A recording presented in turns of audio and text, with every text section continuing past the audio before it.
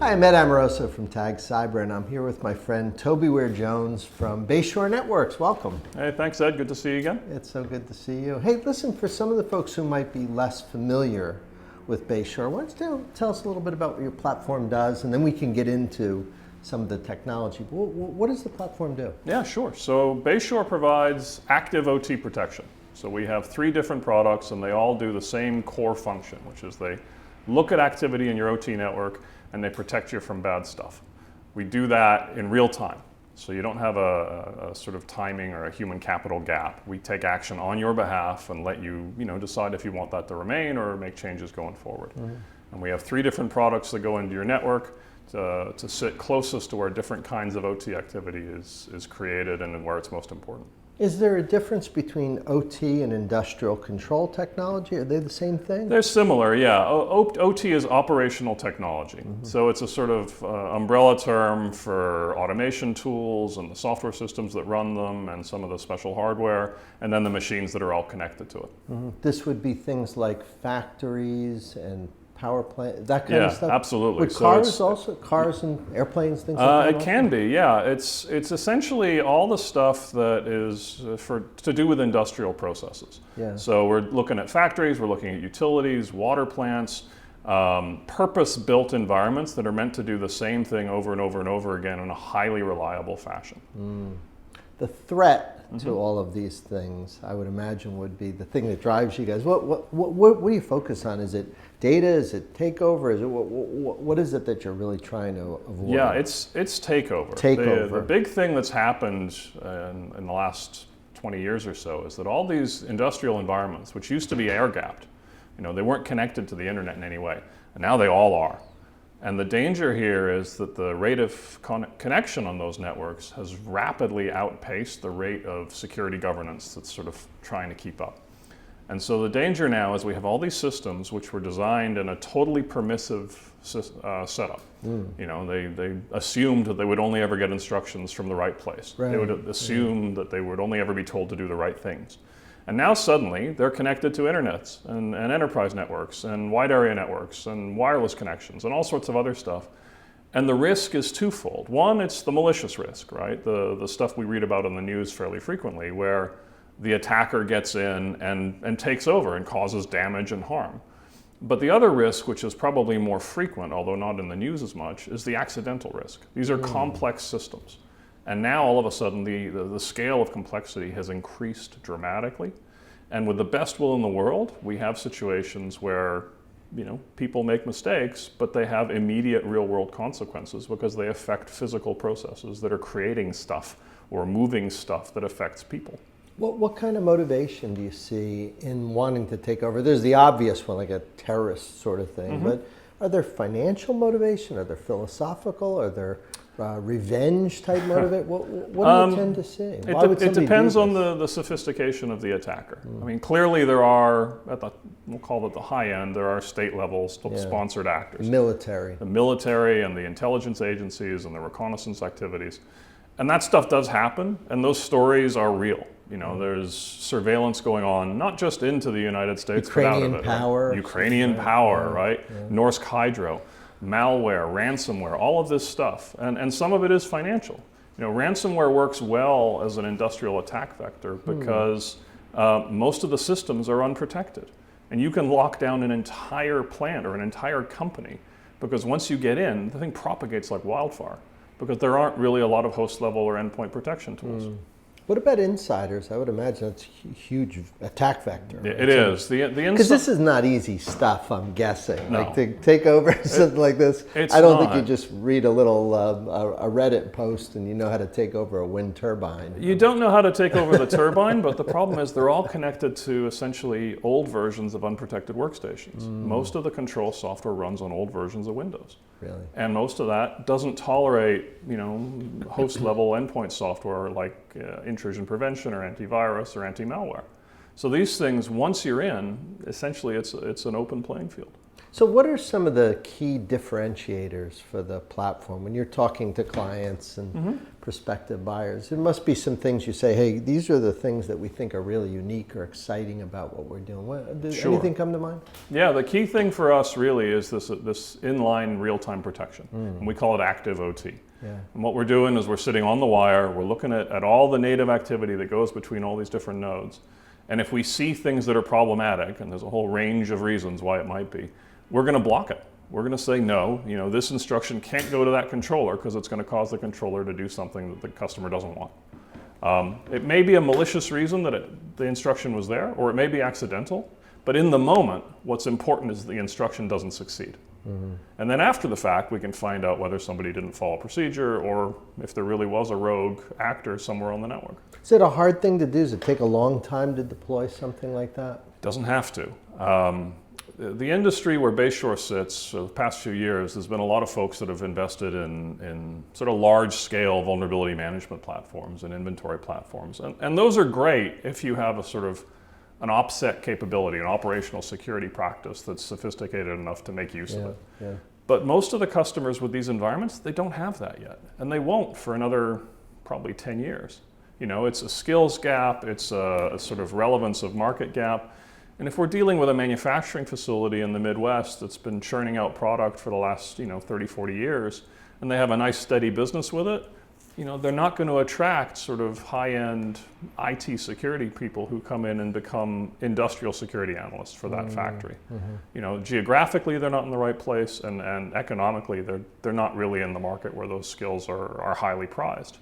So the challenge is, what can we do to give them something now, to give them an immediate solution? And that's where Bayshore's positioned itself. And you can do this, does it take weeks, months? How long to get something like this deployed? I can protect a typical regional utility in a week. In a week? In a week. And this is inclusive of assessing the tool, installing it, proving that it works, and signing off on the commissioning. Is that something that's part of sort of the sort of the statement about the product, like, hey, we can get this thing out real quick? Yeah, absolutely. The goal that we really brought to this product, and we call it SCADAfuse, was to make it as easy to deploy into an existing OT environment as possible. Yeah. And that means it has to be presented and work in a way that's familiar to the staff who are there, not the staff and skills that pie in the sky wish were there.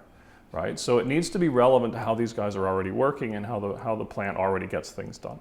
And so that was the first challenge. The second challenge was to make sure it would just work as soon as you spin it up with the equipment, the PLCs, the software they already have. From major manufacturers? Yeah, from all the major manufacturers. So we needed to have support for the right protocols and to understand what those protocols were saying, even if the sort of OT plant manager may not be a network engineer. But he knows that he's got Rockwell equipment or Siemens equipment or whatever it is, and that's where he hangs his hat. And you guys sit right on the wire there. We do. We sit right in line. So SCADAfuse is plugged in line right next to the PLCs it's protecting. So installation is unplug it from the switch, plug into SCADAfuse, run a cable back to the switch, and you're done. How does somebody know that once they've deployed SCADAfuse, is there like some success criteria that comes to mind in terms, like are they just trying to get visibility, or is there a clear purpose for putting the thing in place? The goal is to protect the equipment from takeover. Yeah. And that's priority number one. And so you can demonstrate that, I guess. We can demonstrate it. So there are simple ways to demonstrate it. Once we've learned what the normal patterns are, the normal relationships on that network, we present those back to the customer. And the customer will say, yeah, okay, these are the IP addresses for my workstations or my historian or whatever I have. And these are the IP addresses for the PLCs I'm protecting. And so that's fine. I know those relationships are meant to be there, and I know that this is meant to be a read, this is meant to be a read-write, this is meant to be a full access read-write reconfigure, whatever it might be. So the first test is to say, okay, I'm going to plug in my laptop into this open port on the switch, and I'm going to try and connect to that PLC. And I can't, because SCADAfuse is going to block me, because I'm a rogue source. I'm not meant to be there. The other test is let's say I've got a relationship where I'm pushing messages back to a historian. And the way that usually works is the historian will connect to the PLC and say, tell me what you've done. That's a read instruction. If the historian turns around and starts trying to reconfigure that PLC, again, that's a policy violation. And I'll say, okay, no, don't let that happen. And what that's protecting against is somebody piggybacking on the trusted IP address of the historian and trying to insert, new activity that wasn't meant to come from there. That's interesting. Without getting into pricing or anything like that, is this a high-end expensive thing? Is it kind of low-end affordable, kind of in the middle? How do you guys position the affordability? Our priority was to make it something that a plant manager could buy out of their discretionary spend. Yeah. So it's not make a big giant fuss about. No, and some of these folks are public utilities, right? So in general, they have rules about going to bid and doing public tenders and all that kind of stuff.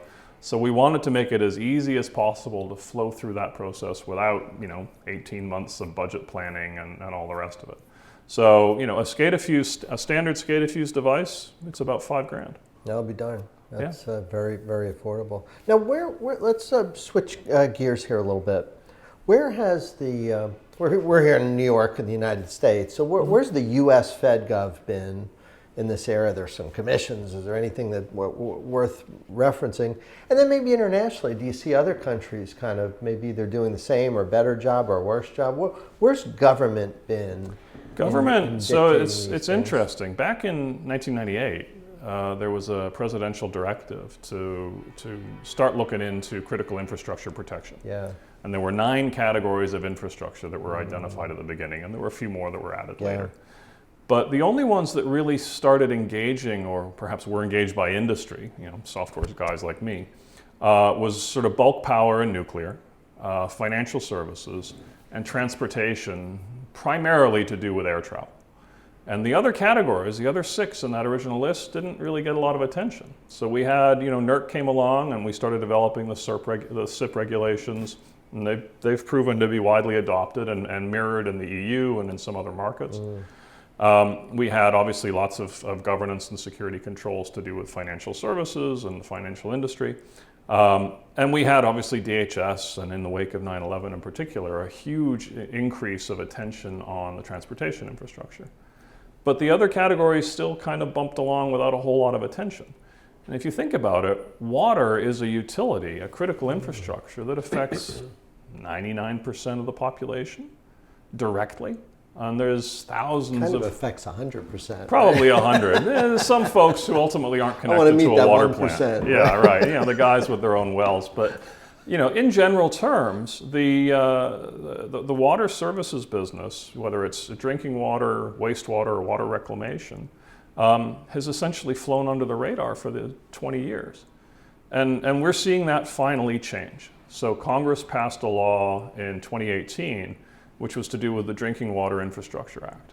And it included specific rules that every community water system servicing at least 1,000 customers had to implement a risk assessment and a remediation plan over the next 3 years, depending on how big they are, where they fall on the schedule. So now finally, EPA has been given some teeth to go and demand an improvement in governance. But what we're still waiting for are the more prescriptive guidelines about what exactly that's going to mean. So you remember when HIPAA came along. Yeah. Nobody really knew what the consequences were going to be if you failed a HIPAA audit until the first few went through the whole cycle. We're going to see that too. But there's another interesting piece, which is that the feds created a commission called the Solarium Commission. And Solarium, yeah. And it's headed up by a retired Admiral Mark Montgomery.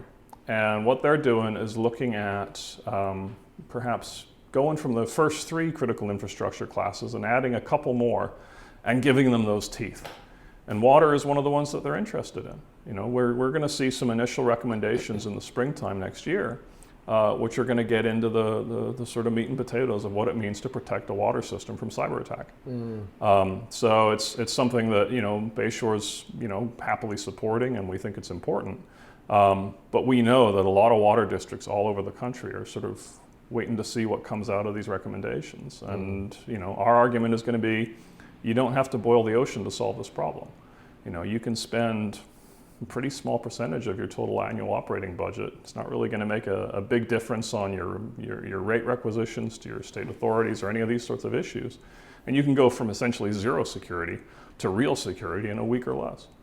It's a good story. It makes sense. Is power there as well? I mean, power is there, and particularly on the rural power co-ops, which tend to aggregate a lot of business, and they have another interesting challenge, which is they have to deal with very, very large geographical service areas for relatively low customer density.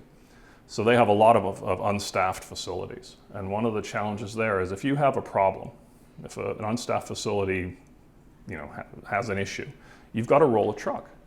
And that might take you 4, 5, 6 hours to get out there and find out what's going on. So again, something like SCADAfuse, which can act automatically without waiting for human intervention, can essentially keep the lights on in the event that somebody gains access to that remote facility and starts messing around. Interesting. I want to ask you about OT/IT and maybe just some thoughts in that area. Do you see maybe a convergence where, or will they remain separate? There's definitely a convergence, and there should be. Honestly, it's like a lot of security practices. Transparency is key to acceptance and comfort, right? So SCADAfuse is positioned for the OT guys to sort of pick it up and lead with it, but it also includes features that allow IT to see what it's doing. We'll push logs into their central archiving systems, their analytics platforms, their SIMs, no problem. Happy to do it. We want them to be a part of the decision, and we know that from an architectural point of view, if they do their own independent testing on the basic security controls of the device, they're going to be happy with the results. But the convergence, it doesn't mean that OT's needs ultimately get ignored, right? OT needs to focus on operational continuity and uptime. And so SCADAfuse includes features that speak to that directly. It has a network bypass at a hardware level. So if SCADAfuse, suffers a problem or the device fails, it turns into a wire. And the PLC still can talk to the rest of the network. It keeps working. We don't cut it off like a firewall would if a firewall went dark. It includes hardware key security. So you can't reconfigure a SCADAfuse without physically connecting a key for initial setup into the appliance itself, but for in-life maintenance and management into the workstation that you're using to connect to it across your network. And again, that's meant to be a familiar model where you're signing out keys from the cabinet or proximity cards or whatever it might be. So we're trying to ensure that even though this is a very innovative ICS security tool, operationally it works in a way that's familiar to the targets, and that's the OT staff first and foremost. A pretty big issue that's been persistent in OT security is kind of a lack of training and background in cybersecurity for really competent engineers. I mean, people who are designing and operating things like factory plants and so on. These are smart people, but they didn't take courses in, source code vulnerabilities or secure coding practice, any of that stuff. Part of the curriculum, not part of the. How do you guys deal with that? Because I would imagine when you walk in, there's probably a very, maybe an innocence around which threats are, like, which is a bigger threat? Leaking data or takeover, they would say, a lot of them would say, gosh, I haven't really thought about that. What do you do when you walk into that They all environment? know that security has become at least an ephemeral problem. Yeah. They may not have felt it personally in their particular environment yet, but they know, and they're fairly receptive to the conversation, that even if they wrote the code that runs the plant, and that code's been running for 20 years, and that's true in a lot of these environments. Right. If you ask them about, what could jeopardize that, the first thing that usually comes up is the fact that, an unexpected participant gets on the network and starts changing things. Well put. It was a reasonable premise that if you wrote something in the belief that it wasn't connected to anything else and you knew everybody who was there, that it would be fairly robust. Yeah. And that's proven to be true. The danger now is that these, as you said, they didn't have the knowledge of the sort of radical increase in connectivity and all of the new sort of exposures that creates. And most of these industrial control systems, even if they offer security features within their various applications, most of the customers aren't turning them on, because the perception is it increases overhead and complexity and possibility of operational downtime.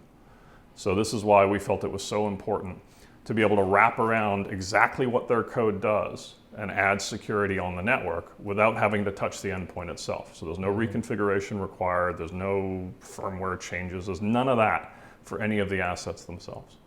Do you have to be sort of a trainer teacher? It's in some sense as you're off visiting with clients, or is that diminishing? There's some of that, but when we show them the sort of the proposed acceptance criteria for what defines success with this pretty tool, familiar. It's and it's like 4 things. It's a short list, and again, we recognize that we're there because we have a degree of expertise and we're bringing something new to the table. But we don't want it to be so alien and abstractly overwhelming that they're going to shut down, right? We want to have an open conversation and say, look, what can we do, which isn't about shining a spotlight on somebody's failure. It's about accepting that the world has moved forward, and now we're dealing with a new reality. When you hear big hyperbole about catastrophes that can occur, I'm curious how you respond to those. Like, you have a very reserved engineering personality. I suspect you're not prone to hyperbole. But you know what I'm talking about. I do. Oh my gosh, somebody will take over, Yeah, I mean... What do you think about those scenarios? There's a risk analysis calculation that you can always do. You can always get an increasingly accurate model for any given environment. And that's fine, but it doesn't change the binary state of whether or not somebody's felt it personally. What we say is not so much this terribly catastrophic thing could happen tomorrow. What we say is, what would you do if your water supply was contaminated and you didn't know how or why? How do you react to that? Because the first thing you have to do is tell people to stop consuming the water. And in an enterprise environment, if you get, say, 95% coverage on a notification like that, by normal metrics, that's pretty good, right? Stop sending email, unplug your laptop, things like that. If you can cover 95% of your users, that's successful. But if you're servicing, 250,000 customers with a water plant, and you can only contact 95% of them, that's 25,000 people who are going to consume contaminated water. And that is a major public health catastrophe. And there's no undo for that. And this is the problem, right? We don't frame it in terms of, again, the sort of scary guys in dark hoodies. We frame it in terms of, regardless of the reason, what happens when you're dealing with a physical, real-world attack and the consequences that flow from it. You'd referenced the 98 work, in 1998. Yeah. Dick Clark was kind of in the middle of a lot of that. He's Yeah. a good friend of mine, and he's told me a number of times that he believes that until basically lives are really lost in sort of this area, that you never get that full engagement. You get an engagement, but until it really, to your point about feeling it personally, do you think that's right? I mean, it's so depressing to think that something truly bad has to happen before we take these things seriously. But do you feel some of that? I feel it just in cybersecurity my whole career. I think he's right. And if you look at it, little pockets of the physical infrastructure world have already reacted accordingly. So it's unusual to find a major hospital, for example, that doesn't have multiple redundant backup power supplies. It doesn't have on-site storage for, certified good oxygen, certified good storage of pharmaceuticals. And that's because they need to be able to operate if they're off the grid, right, for at least a reasonable amount of time. But you don't yet see that in water with, as far as I know, one significant exception, which is DC Water. So the DC Water District works in conjunction with DHS and takes physical security very, very seriously because the heads of government are their customers. But there's important people attached to every water district in the country. And they all deserve, the same level of protection, even if it doesn't require the same level of investment. What an interesting area you work in. Yeah, it's fascinating. I mean, Bayshore has I think done a lot of good work in the last year and a half to try and move in this direction. We've been in the industrial security business for 7 years. Yeah. So we have a fair degree of sort of entrenched knowledge, but these products, SCADAfuse in particular, we feel is really opening up this technology to markets that we're never going to be serviced by a sort of 6-figure spend. Yeah. But at a 4-figure, yeah, they're interested. Well, I've long admired the work you guys do, and I admire the work you do. You're Thank you very much. Very good thinker in this area. We're lucky that you're working on these problems. Fantastic. Well, we're glad to share them, and we look forward to continue to roll it out. It's wonderful to have you here in the studio. Come back again and Thank share you. more. We'll be back soon. Thanks, Thanks Ed. for coming by to visit. Take care. Cheers. And we will see you next time.